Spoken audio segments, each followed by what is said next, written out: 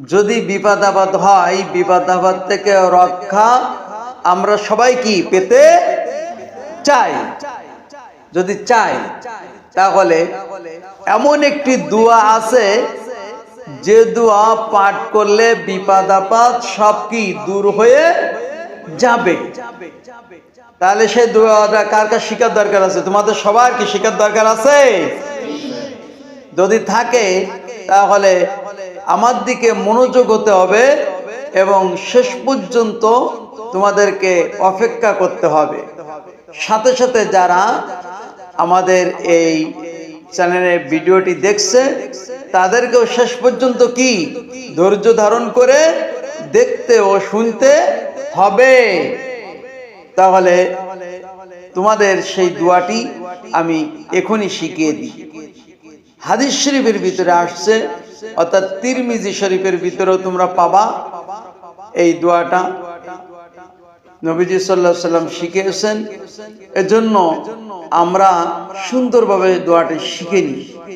যে ব্যক্তি সকাল ও বিকালে এই দোয়া কয়বার পড়বে? 3 বার পড়বে। আল্লাহ তাআলা তাকে সব রকম বিপদ আপদ থেকে কি করবেন? রক্ষা করবেন, হেফাজত করবেন সকাল আর বিকেলে।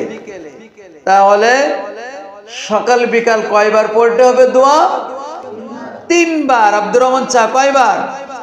3 বার।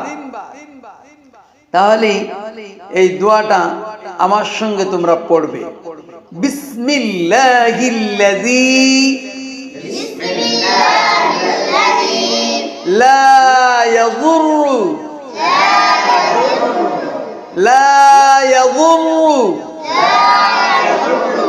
مع اسمه شيء في الأرض شيء في الأرض ولا في السماء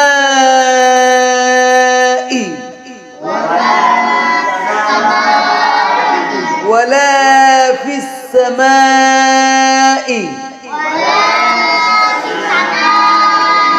وهو السميع العليم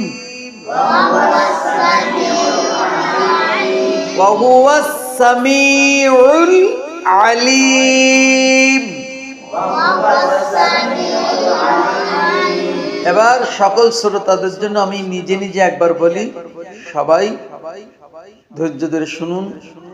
বিসমিল্লাহিল্লাযী লা ইয়াযুররু মা ইসমিহি শাইউন ফিল আরদি ওয়ালা ফিস সামাই ওয়া হুয়াস সামিউল আলীম।